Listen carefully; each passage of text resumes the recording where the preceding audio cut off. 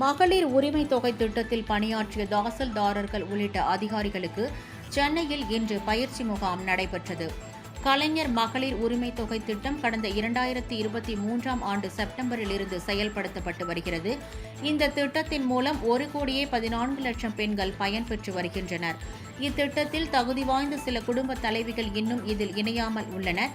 இதற்கு தீர்வு காணும் வகையில் தமிழ்நாடு முழுவதும் ஜூன் மாதம் 4ஆம் தேதி மக்களுடன் முதல்வர் நிகழ்ச்சி நடைபெறவுள்ளது.